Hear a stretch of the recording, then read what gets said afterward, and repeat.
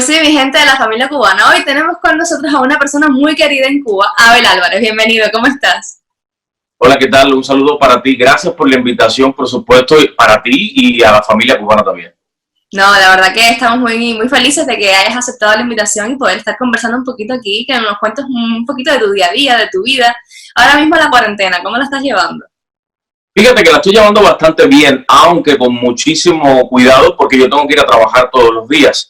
Y no me ha sucedido como a otros colegas de canales de televisión que lo han enviado a su casa. Yo he tenido que ir a los estudios todos los días para hacer los noticieros. De hecho, estamos haciendo 4 noticieros extra para informar a todo el país aquí en los Estados Unidos sobre la situación de la pandemia, y estamos en esto desde febrero.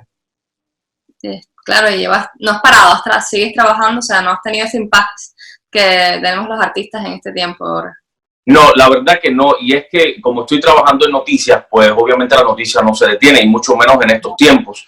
También yo vivo en una ciudad muy compleja, es el epicentro de la pandemia aquí en California, que es el condado de Los Ángeles, y realmente estamos muy al pendiente tratando de orientar a la gente qué es lo que debe hacer, sobre todas las cosas, dónde es que se están entregando los paquetes de comida para la gente que necesitada, y también dónde es que se están llevando a cabo los tests para saber dónde se pueden hacer las pruebas para saber si tienes coronavirus o no. Y realmente es bastante complicada la situación acá, y yo no he tenido, la verdad, que cuarentena. Trabajando pico y pala, ahora tienes pues un poquito quizás más de trabajo informando ¿no? del coronavirus. Te quería preguntar, hay mucha gente que ahora no dice, no, prefiero no ver tantas las noticias para no tener tanta información, ¿no? del coronavirus. ¿Cómo es estar todo el tiempo pues a la última de la noticia? ¿Cómo lo sientes?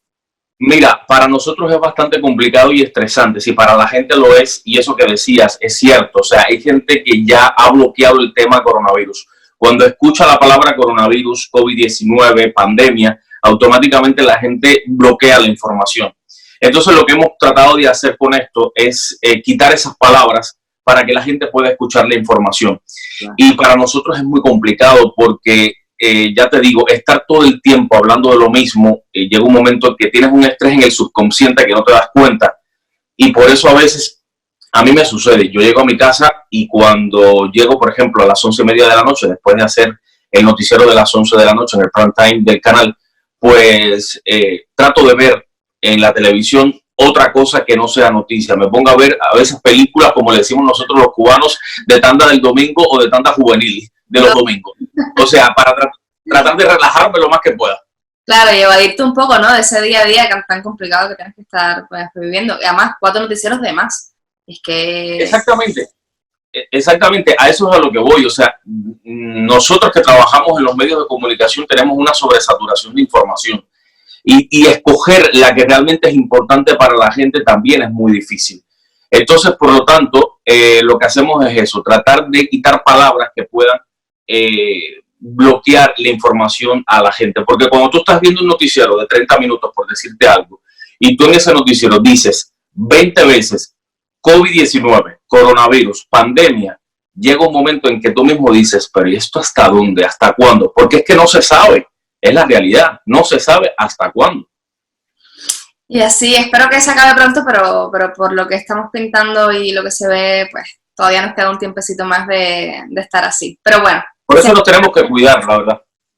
Así mismo, con la mente positiva y cuidarnos. Y más, bueno, me imagino que tienes que tener a veces un poco no sé si eres hipocondríaco, porque además estás trabajando, imagina, llegar a tu casa y con contacto con la gente, por lo menos hay gente que está pues encerrada en casa, pero tú que sigues trabajando, ¿qué sientes cuando llegas todos los días a casa?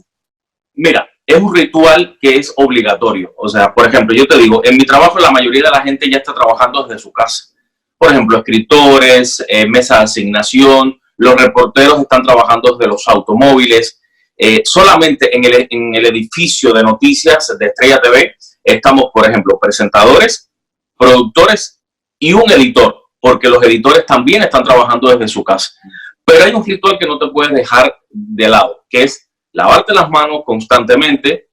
Por ejemplo, yo llego al canal de televisión. Lo primero que hago antes de llegar es lavarme las manos, sentarme en mi lugar, limpiar el lugar con toallitas de cloro y de ahí comenzar a trabajar en mi computadora.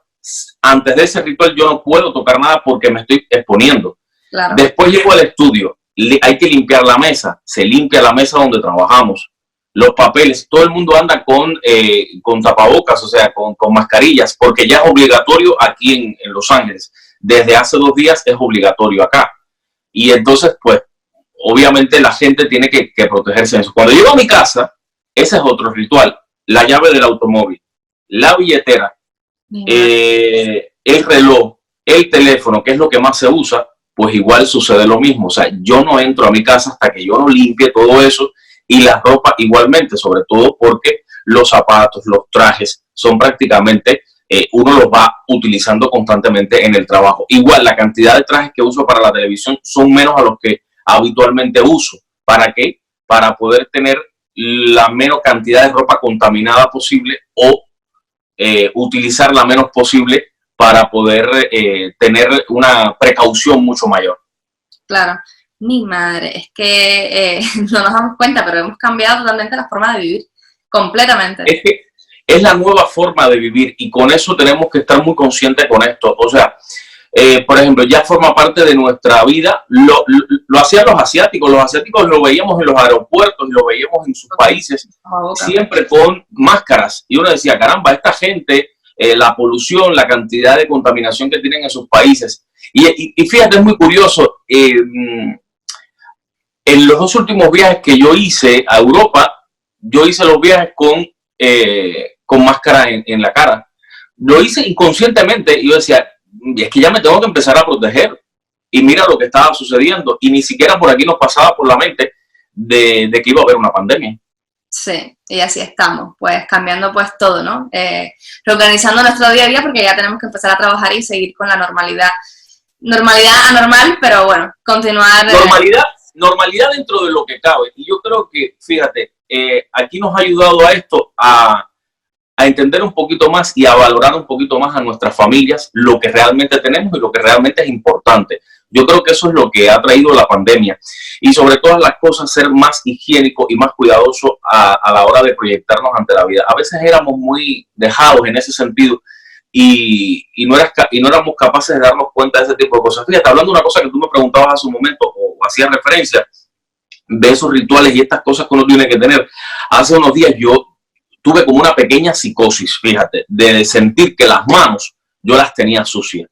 Y tuve que llamarme a capítulo y decir, a ver, espérate un momento, o sea, tú te acabas de lavar las manos, no puedes tener la sensación de que las manos las tienes sucias. Claro. O sea, porque si no vas a caer en una paranoia de la que no te vas a poder salvar, que todos pasemos por esto, porque ya te digo, nosotros lo estamos viviendo aquí en Estados Unidos desde febrero, por lo menos acá en California. Calcula febrero, marzo, abril y llevamos por la mitad de mayo. O sea, cuando tú sacas la cuenta son 3 meses y medio en un ritual al que tú no estabas acostumbrado. Claro. Sí, es un tema delicado y bueno, con mente positiva y esperemos pues salir adelante con todas las medidas, ¿no? que tenemos que seguir todo lo que nos dicten para poder mantenernos sanos y que el sistema pues, de salud no colapse. Te quería decir, Abel, de niña yo siempre te veía en la televisión cubana, ¿no? Eras como ese ícono a seguir por mucha gente que se quería dedicar pues a la locución, al periodismo. ¿Cómo llegas? ¿Cómo fueron tus inicios? Me encantaría saberlo. Ay, muchas gracias por eso que acabo de decir. Realmente, fíjate, te digo algo, eso de ícono como que no me lo creo mucho, pero he sentido eso que tú me estás diciendo con mucha gente que me vio en la televisión en Cuba. Fíjate, yo soy de un pueblo de lo que hoy es la provincia de Mayabeque, Nueva Paz. Yo comencé como reportero voluntario de lo que era Radio Guinness, que hoy es Radio Mayabeque, y ahí comencé mis pininos siendo como reportero voluntario. Yo trabajaba en la Dirección Municipal de Cultura como Relaciones Públicas y Programación, y un día voy a Guinness a una reunión de mi departamento de cultura, una reunión territorial, y digo, caramba, si estoy en Guinness, ¿por qué no conozco a la gente de Radio Guinness? Que siempre hablo con ellos por teléfono. Y cuando llego me dicen, oye, ¿sabes que hay una plaza de locutor en convocatoria? Digo, no. Y dice, ¿por qué no te presentas? Y me presento. Y entonces, pues, ahí comienza mi camino en la locución. Yo creo que estamos hablando del año 93, 94, por ahí aproximadamente. Quizás un poquito después. Y entonces ahí estoy como 6 meses. A los 6 meses, lamentablemente, me agarra el servicio militar obligatorio. Me voy 2 años para el ejército. Hacía años que no se hacía un curso de locución en Cuba, sobre todo para la gente de provincia de Habana en aquel momento. Y yo comienzo a pedir permisos en el ejército para poder ir a pasar mi curso de locutor, que duraba 1 año. Es decir, yo entro en agosto en el ejército y en septiembre comenzaba ese curso. Y ya me dan la autorización, y otras veces me fugaba y me iba a hacer mi curso. Termino el curso a los 2 años, me regreso a Radio Winnes. Por suerte, José Antonio Manso, el director que todavía es hoy, me esperó y me recibió. Qué bueno. Y me ayudó muchísimo a salir adelante y volver a insertarme en la radio. Fíjate, es muy curioso porque antes de Radio Winnes ya yo había pasado por Radio Progreso, en un programa que ya no existe, que se llama Radar, y que conducían Arleti Roquefuente, Tania del Real, el difunto Humberto Páez, Ana Bella. Y yo entro a ese programa por Raúl Clavelo, un actor que se iba del país en ese momento, y yo me inserto por fin en lo que era Radar en aquel momento, que era el programa juvenil de Radio Progreso. Y ya a partir de ahí comienza mi carrera en la radio, hasta que decido irme a la capital a trabajar en Radio Ciudad de La Habana. Y un día, estando en Radio Ciudad, te estoy haciendo el cuento bastante corto, porque es mucho más largo. Pasan los años y entonces estoy en Radio Ciudad de La Habana haciendo un programa que se llama La Banda Sonora de la Mañana, que por ahí pasaron grandes de la locución en la capital. Y me llama una persona y me dice, ¿te gustaría trabajar en el programa de mañana de Radio Taíno? Yo siempre escucho que hay gente que le sale ese tipo de propuestas, ¿no? Pero yo nunca pensé que me fuera a pasar a mí. Y efectivamente voy y hago el casting con 10 colegas para trabajar de mañana de Radio Taíno. Y como a los 15 días yo decía, caballero, ¿qué habrá pasado? ¿Me llamarán? ¿No me llamarán? ¿Quién va a ser? Y yo escuchaba a veces la radio para ver si había otro locutor haciendo ya de mañana. Y como a los 15 días me llama Elcida González y me dice, el sábado y el viernes y sábado lo haces con el presentador que está. Y de ahí, el lunes ya lo haces tú solo. Y le dije, después del lunes, dice, no, el programa ya es tuyo. Y así es como entro yo a la radio nacional, a Radio Taíno. Y Radio Taíno es quien me lleva a mí a la televisión, porque yo entrevisto a Ana Rabasa, la directora de Cuerda Viva. Robertico estaba promocionando la película, su película Habana Blues, y me dice que iba para España a promocionar la película, y me dice, ¿te gustaría sustituir a Robertico San Martín en Cuerda Viva? Le dije, sí. Me hizo un casting y así comienzo entonces yo en la radio nacional. En la televisión nacional. Televisión Cuerda Viva. Qué bueno, qué bueno. ¿Cómo ha sido esa experiencia de la radio? Porque la radio siempre decimos que no se ve, pero es muy importante para los oyentes. Ahí está el detalle, que la radio no se ve, por lo tanto todos tienen que hacerlo con la voz. Entonces, si tú logras transmitir con la voz, a mí me pasó al principio, yo decía, ¿cómo yo sé que la gente me está escuchando y cómo yo sé que lo que yo estoy diciendo a la gente le llega? ¿Sabes qué fue lo que tuve que hacer? Pues hablar al micrófono. Yo decía, bien, el micrófono es una persona. Por lo tanto, yo le tengo que hablar al micrófono. Y así fue como yo pude entender el fenómeno de la radio. Igual cuando llegué a la televisión, yo decía, bueno, a ver, ¿cómo yo sé que del lado de allá, de este lente, de esta cámara, hay alguien que me está mirando? Porque tú no lo sabes. Ahora tenemos redes sociales, pero antes no había redes sociales. Las redes sociales ahora te pueden decir más o menos cómo está sucediendo las cosas en el momento. Pero en Cuba no. Exacto. Por favor, pocos éramos los que teníamos correo electrónico.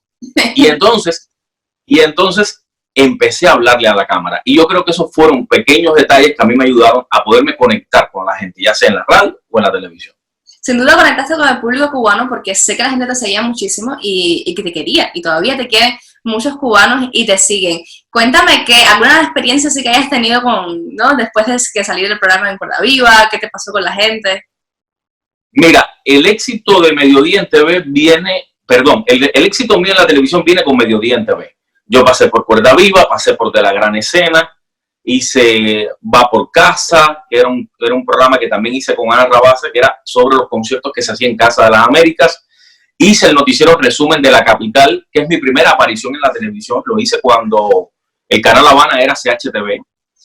Y te digo algo, nadie se esperaba que en el 2004 ese muchacho joven que salió en el mediodía de la televisión iba a tener un impacto. Ni yo mismo sabía que lo iba a tener. De hecho, yo a veces veo lo que tengo en YouTube de Verano en TV, que era como se llamaba en aquel momento. Y yo digo, ¿cómo a la gente le podrá haber gustado? Porque yo me veía encartonado, me veía así rígido. Pero bueno, yo creo que a la gente lo que le llamó la atención era que era un tipo joven, mira, quizás bonitillo, para decirlo de alguna manera, con la modestia que lleva eso y con el cuidado también que lleva, pero educado. Trataba a la gente de usted en un momento en que era raro ver eso en la televisión y quizás alrededor de nosotros. Y yo creo que eso fue lo que le vino a llamar la atención a la gente.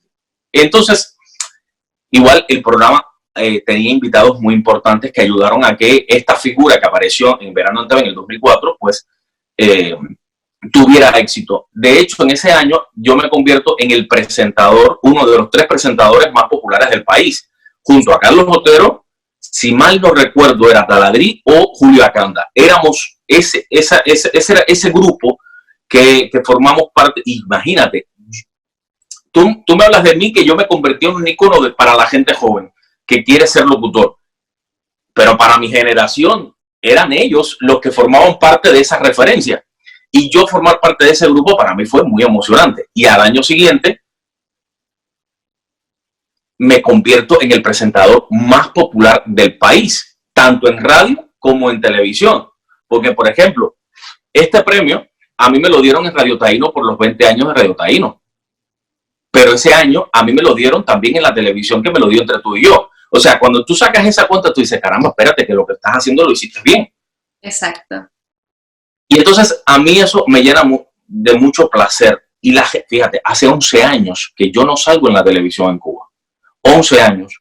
Y todavía yo recibo mensajes de la gente por las redes sociales, ya sea Facebook, Twitter, Instagram, donde la gente me dice cosas que yo le comento a amistades mías y le digo, realmente me impresiona cómo la gente todavía me recuerda. Claro que sí. Y yo tuve momentos muy lindos en Cuba, déjame decirte. Momentos muy lindos, sobre todo, por ejemplo, te voy a contar uno, en Baracoa. Bueno. Yo voy a transmitir el programa Mediodía en TV a Baracoa. Era la primera transmisión una de las primeras transmisiones que hacíamos desde un telecentro local chiquito, municipal, que no estaba conectado a la red nacional de televisión. Por lo tanto, había que hacer todo un andamiaje tecnológico para poder transmitir desde Baracoa. Cuando yo termino el programa Mediodía en TV ese día en Baracoa, si te digo que había más de 300 o 400 personas, por lo menos mi impresión de ese momento, en la puerta del telecentro, te estaría mintiendo. Y yo me impresioné con eso. Yo dije, ¿de verdad? O sea, eso sucede con un presentador de televisión, y me sucedió. Y es una de las cosas más lindas que yo guardo de las cosas que me pasaron en Cuba. Claro que sí. Y es lo que tú dices, el público te quiere muchísimo. Y bueno, lo que acabas de decir, que te sigue escribiendo, ¿no? Que te sigue a lo mejor diciendo que se acuerdan de ti, que te guardan un pedacito de su corazón. Eso es un trabajo bien hecho, ¿no? Y yo extraño, y déjame decirte, y yo extraño el pueblo cubano. Y te digo algo, o sea, mis 2 primeros años después que yo salí de Cuba fueron bastante difíciles en ese sentido, porque yo voy todos los años a Cuba. De hecho, mis primeros años, cuando yo salgo del mediodía, yo salgo con un contrato de trabajo para México. Y yo regresaba a Cuba y me invitaban, por ejemplo, a 23 IM. Y cuando me invitaban a 23 IM, 2 horas antes de estar en el programa, en el estudio, me llamaban por teléfono y me decían, no vengas, porque no autorizaron que tú estuvieras en el show. Y yo decía, pero si yo estoy fuera por el Instituto Cubano de Radio y Televisión, ¿de qué me están contando, no? Claro. Pero fueron cosas que pasaron y que las pasé muy mal, la verdad, porque me iba muy deprimido para México. Pero ¿sabes qué? A los 2 años dije, se acabó. O sea, no me voy a deprimir más con algo que yo no tengo control. Ya la gente se enterará dónde estoy, ya la gente sabrá de mí, pero eso pasa constantemente. No soy ni el primero ni el último. Pero sí, no quiero dejar pasar por alto que sí, que yo también extraño al público cubano, como quizás el público cubano me extraña a mí. Y ojalá que un día nos podamos volver a ver, ¿no? Claro, la suerte que tenemos redes sociales y las redes sociales pues hoy en día pues nos acercan un poquito más a los artistas, ¿no? Es como, antes no lo teníamos, lo que decíamos, a lo mejor no teníamos ni correo electrónico, pero bueno, hoy las redes sociales a lo mejor la gente te escribe, ¿no? Al Facebook o al Instagram y te dice pues, las cosas que sienten, ¿no? Al sentirse un referente, como decíamos antes. De niño, ¿alguna vez te paraste en el espejo no sé, a soñar un poco en a ser periodista el día de mañana? Pero claro, imagínate que de niño, bueno, a ver, yo quería ser cantante, pero cuando me di cuenta que era totalmente desafinado, dije, bueno, esto lo tengo que buscar por otro lado. Pero, por ejemplo, de niño, obviamente cantaba, ponía discos de Pablo Milanés, canciones de Ana Belén, y me ponía de Denis de Calaf con discos de acetato, y me ponía a cantar en mi casa en voz alta. Ya con los años igual fui creciendo y lo que hacía era imitar lo que era la revista de la mañana, lo que es hoy Buenos Días. Exacto. Y entonces me ponía a imitar cómo era que presentar un libro, de esos libros que habían en mi casa, y yo me ponía a pensar, a decir bien este libro, y empezaba a leer la parte de atrás del autor, y hacía ese tipo de cosas, ¿no? Yo creo que todos los que al final llegamos a los medios de comunicación o no, siempre imitamos lo que vemos en la tele, ¿no? Y eso obviamente es indiscutible y forma parte después de nuestra enseñanza. Claro que sí.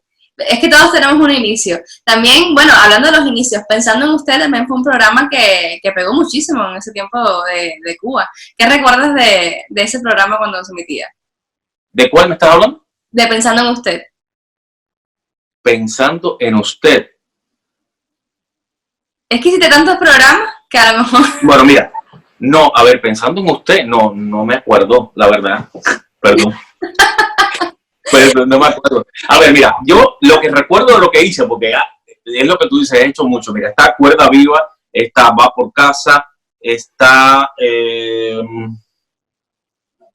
La Piel del Planeta, que la hice en el canal educativo, Verano en TV, que después se convirtió en Mediodía en TV. Estoy tratando de recordar, pero realmente Mediodía en TV fue el programa que, por cierto, Mediodía en TV, el proyecto como tal, este año cumple 15 años de haberse creado Mediodía en TV. O sea, en septiembre va a cumplir 15 años el proyecto y fue muy bonito. Pero Pensando en Usted, estoy tratando de recordar Pensando en Usted. Pero yo creo que a buscar cositas en YouTube y vi algo así del programa. Pero a mí me parece que Pensando en Usted no era el que hacía Camilo Egaña. No sé, creo que no. Bueno, ¿cómo? Ah, perdón, me acaban de recordar, discúlpame. Pensando en Usted era lo que decía el... Mira, ni por aquí, perdón.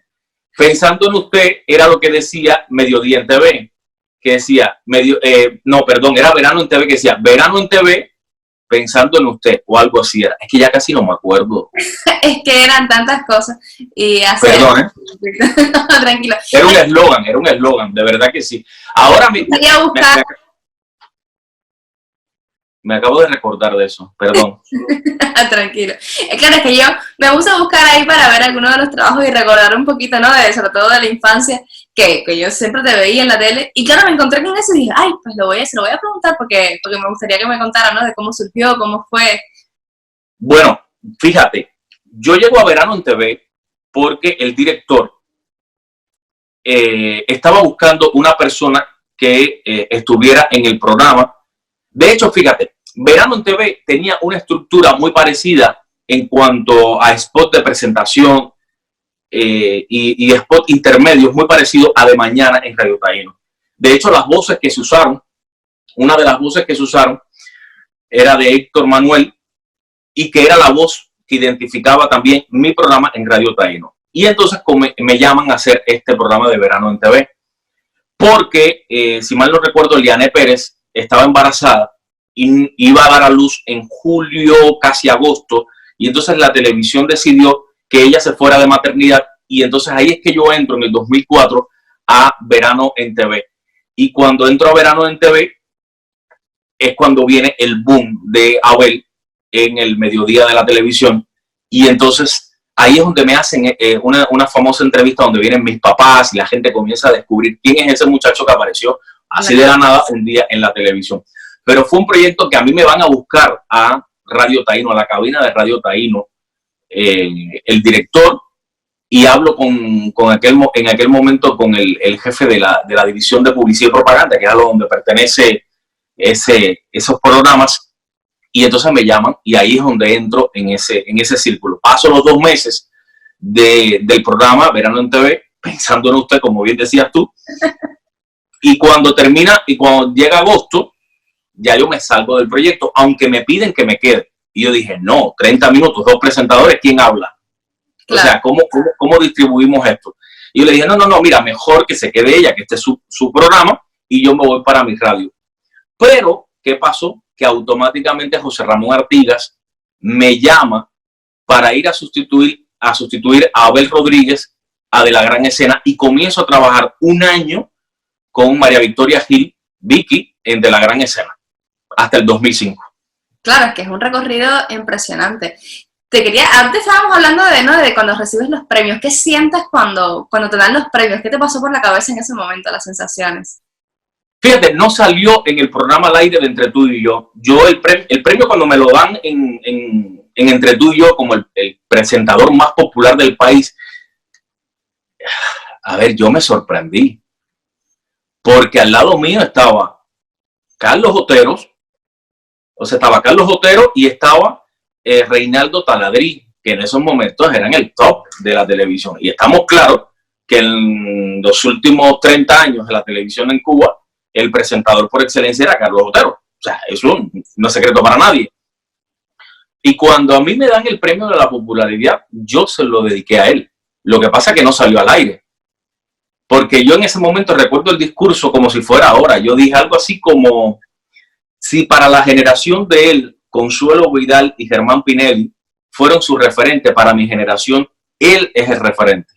Claro. Este premio se lo dedico a Carlos Otero. Así fue. No salió al aire, pero eso se lo dedicó. Mi voz a lo mejor estaba temblorosa.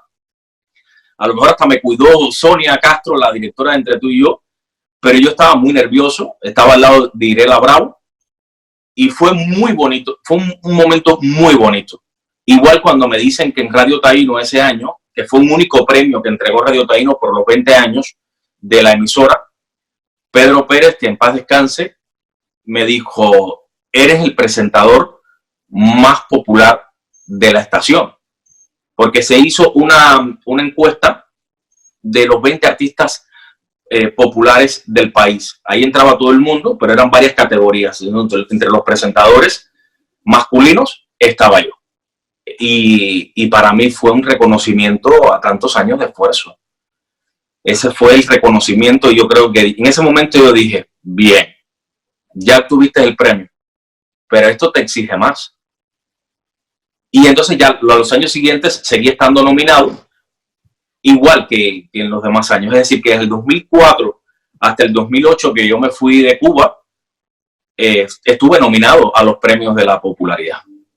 Claro que sí, porque lo que decíamos antes, ¿no? Haces llegar al público, cuando un trabajo está bien hecho, pues el público lo recibe bien hecho y se devuelve. Yo creo que yo fui sincero con la gente. Yo creo que ahí está la verdad de lo que pasó con Abel Álvarez. Yo creo que yo fui muy sincero con la gente, le dije, o sea, yo me paraba en la televisión y decía las cosas como eran, o sea, sin tanto artificio, ¿no? Y trataba por todos los medios de darle a la gente lo que quería ver en la televisión. Fíjate que casualmente ayer, conversando con unas amistades mías en el canal de televisión, le decía, yo fui el programa cuando yo llego a mediodía en TV, que se llamaba Te Veré Hoy, pero que se le cambió el nombre en el momento que comienza el proyecto nuevo, yo llegamos con un rating de 3 puntos y tanto desde la audiencia que tenía el programa. Y el programa comenzó a tener rating porque cada semana entregan los ratings de la televisión y uno lo logra ver. A mí me gusta trabajar con números, me gusta trabajar con los números de los programas. Aquí lo hago igual. Y yo recuerdo que el programa comenzó a tener éxito y comenzó a subir de 3 a 5, de 5 a 10 puntos, de 10 puntos a 15. Y un día viendo al director en aquel momento del departamento de investigaciones de la televisión, le dije, si te llego a 20 puntos, ¿qué tú vas a hacer? Me dice, te pongo una placa aquí en el piso 6 de la televisión, que es donde están todos los departamentos de la televisión. Y yo le dije, pues vete buscándola. Bueno, ¿cuál fue el resultado? Que llegamos a 25 puntos desde la audiencia. Y hay una investigación, existe, que yo la tengo, no sé por dónde anda, pero yo tengo esa investigación aquí porque la guardé como recuerdo de algo bonito que pasó en mi vida, de por qué la gente veía el programa, qué era lo que le gustaba a la gente cuando estaba frente a la televisión. Y llegamos a tener 25 puntos de la audiencia, claro, con las características de Cuba, que son 4 canales nacionales, que a esa hora la gente solamente estaban las teleclases y Mediodía en TV, o sea, también hay que buscar el contexto, ¿no?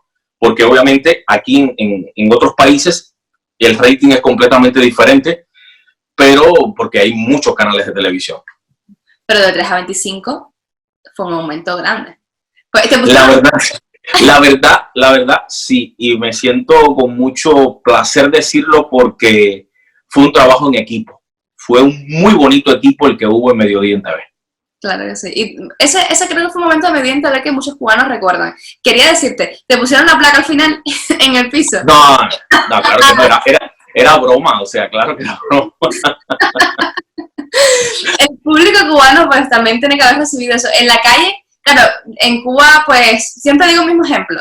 Salías a buscar el pan, un día a lo mejor que no sales en la televisión y al otro día sales a buscar el pan y sales en la televisión. ¿Cómo fue ese encuentro con el público? ¿Qué te decía? Es difícil el encuentro porque te voy a decir que la gente te ve en la tele, pero la gente no se imagina que tú tienes que agarrar la misma guagua que todo el mundo, el mismo taxi que todo el mundo. La gente cree que ya tú estás en otro nivel, algo que no es real. Y yo tuve que seguir mi vida normal, obviamente con sus conflictos de la vida cotidiana, ¿no? Pero, por ejemplo, yo me tenía que parar en los semáforos a agarrar botella, porque ¿qué iba a hacer? ¿Cómo yo llegaba a Licera si vivía en 10 de octubre? Claro, llegar a la televisión también implicaba un poco más de dinero. En ese momento la televisión a mí no me pagaba mal.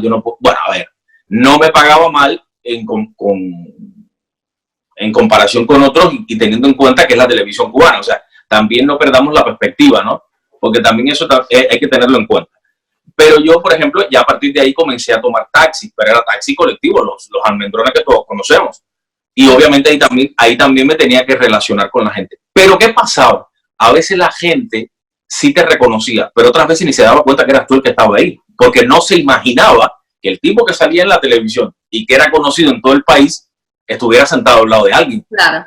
Porque eso también sucede. Y una cosa que me pasó una vez en un semáforo, pasa una muchacha altísima y me hace así y me mira hacia abajo y me dice, ay, qué chiquitico eres. Y yo hago así la mira y le digo, ¿y tú qué alta? O sea, pero son cosas que te pasan, pero te nutren mucho, porque ese es el cubano de a pie, el cubano, y te acerca mucho a la gente y sabes cómo entonces enfrentarte a un programa de televisión y llegar a donde está la gente. Claro que sí. También tuviste una pequeña aparición en el cine, en Viva Cuba.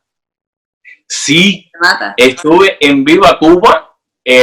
O sea, es muy curioso porque Cremata había ido a mi programa de radio y un día me llama y me dice, necesito tu voz para hacer un giro en la historia. Fíjate que en Viva Cuba yo soy el tipo que habla por la radio y que da la noticia de la desaparición de los muchachos. O sea, ese es el momento de un giro, el giro que da la historia para comenzar la búsqueda de los niños desaparecidos. Fue una experiencia muy bonita con Cremata, la verdad. Fue bonito porque yo entré a grabar, me dijo, mira, este es el tiempo, necesito que esto lo des como una desaparición. Normalmente en Cuba no se habla de gente desaparecida en los medios de comunicación, por lo tanto no hay cultura para los presentadores de la impronta y la rapidez con la que se puede dar ese tipo de noticias por el último minuto, ¿no? claro. que cuando llegas acá te das cuenta que tienes que darlo constantemente con otras intenciones. Fueron 2 tomas realmente las que hicimos y lo recuerdo como si fuera ahora porque fue en un estudio que hay frente a las oficinas del Instituto Cubano de Cine, del ICAI, y recuerdo que hicimos 2 tomas. Una primera toma me dijo, está perfecto, pero vamos a hacer una segunda toma por precaución, porque a veces uno puede a lo mejor decir una palabra o una letrica diferente, y fue así, y cuando me vi en el cine y escuché mi voz, dije, wow, qué bonito, ¿no? O sea, qué bonito se siente. Ya había, creo que trabajado, yo no sé si es antes o después, porque igual los tiempos ya se me confunden. Yo trabajé también en el documental Bam Bam, un documental que se hizo a los Bam Bam por los 25 años, si mal no recuerdo, de ese grupo cubano. Y estoy entre las voces de la radio que se escogieron para dar la noticia de los Grammy. Y también fue una experiencia muy bonita, muy bonita. Estuve en Bretón es un bebé, es un documental que hizo Arturo Soto para Brasil, donde se habló de cosas surreal que existían en Cuba. Y entonces trabajé también con él. Hice un documental con Almirante, que se llama White, que habla de la medicina cubana. Hice también otro documental sobre las playas. Me hablaron porque querían una voz como la mía para hablar sobre las playas. Era un documental turístico, más bien, de comercialización de las playas en Cuba. Pero sí, fíjate, he tenido buenas experiencias mucho trabajo. Para utilizar mi voz en el cine. O sea, me ha gustado muchísimo, la verdad. Claro que sí. Ojalá que pues la podamos volver a escuchar así en otra película muy pronto. Hay un momento pues que decides, vas a trabajar a México, que de hecho lo dijiste, saliste porque te habían hecho el contrato en Cuba también. Sí, o sea, el dueño de un canal de televisión de Campeche, en Yucatán, me va a buscar a Cuba. Estaban buscando un presentador para hacer un reality donde se regalaba un automóvil. Y ese reality era durante una semana completa y casualmente entraba dentro del verano para nosotros en la televisión. Y entonces me llama y me dice, mira, me gustaría muchísimo, estaba buscando a alguien. Y yo le dije, mira, a mí no me vengan a pintar castillos de arena. Díganme qué es lo que quiere, cómo lo quiere y qué es lo que vamos a hacer. Mi gran preocupación cuando yo llegué a México era que la gente entendiera lo que yo decía. Primero porque dicen palabras diferentes, nosotros usamos otras palabras, y entonces había que tener mucho cuidado a la hora de hablar.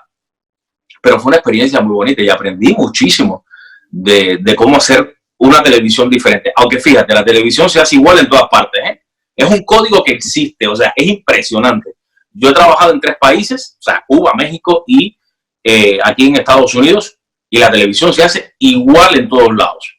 No hay diferencia. Lo que sí tienes que saber a qué público va dirigido tu mensaje. Cuando tú tienes bien delimitado para qué público tú trabajas, ahí te evitas los problemas.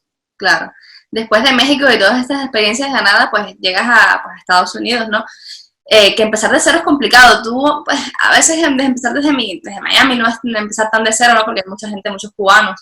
Pero siempre es un paso complejo. ¿Cómo fue para ti este cambio? Mira, yo llegué a Campeche a hacer entretenimiento, o sea, hacer lo que yo estaba haciendo en Cuba.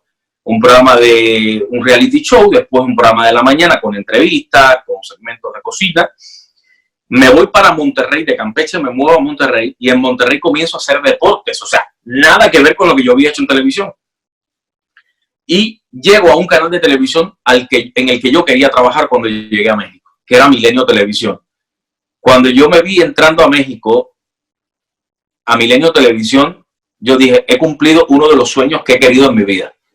Esa es una de las etapas más bonitas que yo viví como profesional en México, en Monterrey, con Multimedios Televisión y Milenio Televisión. Gente maravillosa que me encontré ahí y con las que todavía tengo contactos, gente que me estima muchísimo y que yo los estimo muchísimo. Yo creo que fue uno de los momentos más bonitos de mi carrera, trabajar con gente tan profesional. Vengo a Estados Unidos y casualmente no voy para Miami, vengo para Los Ángeles a trabajar. Vengo tocando puertas y por mi currículum, como me sucedió en Monterrey, me dan trabajo. No me resultó tan complicado venir a trabajar a Los Ángeles, a Estrella TV, porque ya yo conocía el público mexicano. Y la mayoría de los inmigrantes que viven en Los Ángeles y en California son mexicanos, salvadoreños, hondureños, guatemaltecos. Y tienen la misma forma de proyectarse que a los mexicanos. Y eso ayuda mucho a la hora de tú tratar de conectarte con ellos. Y para mí es un público muy agradecido también. Estamos hablando que, para que tengas una idea, Los Ángeles, el condado de Los Ángeles, tiene aproximadamente los habitantes que tiene Cuba. Es decir, que yo estoy trabajando para Cuba y más allá. Claro. Porque son mucha la gente que ve el canal. Y entonces yo eso se lo tengo que agradecer muchísimo. Y que me dieran la oportunidad de trabajar acá. Fíjate, yo me puedo sentir un tipo muy afortunado. Porque sabes que la migración es muy complicada. Sí. Y migrar de tu país es duro para todo el mundo. Porque como actuamos los cubanos somos completamente diferentes al resto del mundo. Y el resto del mundo es diferente a nosotros. Es una realidad. Pero yo he tenido la suerte que desde que salí de Cuba, lo único que yo he hecho ha sido radio y televisión. Y para mí eso es una bendición. Exactamente. Y yo lo agradezco todos los días de mi vida. Poder decir, trabajo en el mercado número 1 en español de los Estados Unidos, que es Los Ángeles. Y trabajo sentado haciendo habitualmente 2 noticieros de televisión. O sea, eso no lo tiene todo el mundo, porque si tú sales a la calle, hay cantidad de profesionales que no pueden estar en la televisión, que no pueden estar en la radio, y que son buenísimos los que están en la calle. Y uno dice, caramba, tú tienes la oportunidad, agradécelo. No te quejes tanto. Y eso yo lo he aprendido. Porque cuando conozco colegas que pasaron por donde yo estoy y que están sin trabajo, y más ahora con esta pandemia, sí, tú dices, caramba, espérate. O sea, eres un tipo afortunado. Aprovecha este momento porque después te vas a arrepentir. Y eso es lo que he hecho. Trato de no quejarme. Como te decía al inicio, estoy haciendo ahora otros noticieros más. Trabajo desde las 12 del mediodía, que me voy para el canal, y a las 12 de la noche estoy saliendo. Pero es coyuntural, o sea, es un problema de tiempo ahora por la pandemia. Pero esto a lo mejor puede pasar. Y si pasa, porque tiene que pasar en algún momento, o aprendemos a vivir con ella, tu vida va a volver a la normalidad. Exacto. Entonces, son cosas a las que yo le tengo que agradecer a la vida por darme la oportunidad de seguir haciendo lo que me gusta. Qué orgullo, qué orgullo, de verdad.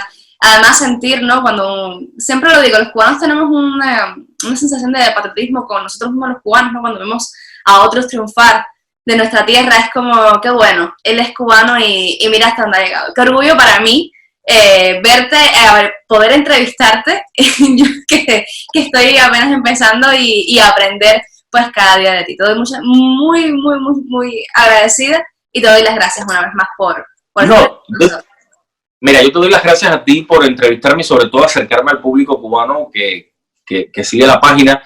Y la verdad, ¿sabes una cosa que me gusta de ti? Que escuchas. Y eso yo lo tuve que aprender cuando un profesor Moreno de Ayala me decía, lo más importante de una entrevista es escuchar al otro, porque si no lo escuchas, no sabes qué vas a preguntar. Y eso me gusta mucho, la verdad. Por cierto, quiero invitar a la gente a que siga mi canal de YouTube, Abel Álvarez, que estoy haciendo entrevistas a gente que quizás no dan muchas entrevistas en las redes sociales. Entrevisté hace poco a Raquel Rubí, que trabajó en la película Roble de Olor, y recientemente a Isabel Moreno, la gran actriz cubana que ha trabajado, es otra de las figuras cubanas que ha logrado imponerse en el mercado internacional haciendo telenovelas. Recordemos que trabajó en La Bella de la Alhambra, hizo teatro, y estoy poniendo esas entrevistas en mi canal de YouTube, así que por favor, si pueden pasarse por ahí. Claro que sí, además ahí iremos toda la familia cubana a apoyarte y siempre a seguirte. Te mando un beso muy grande y sobre todo que todo esto pase pronto y algún día poder conocernos y que me cuentes un poco más y me enseñes más de esta profesión. Muchísimas gracias, de verdad. No, gracias a ti por la entrevista, a la familia cubana también. Gracias otra vez por tenerme con ustedes. Y ya saben, aquí estoy en Los Ángeles para lo que necesiten y siempre disponible. Saludos a tu papá, por favor. Lo haré. Un beso enorme.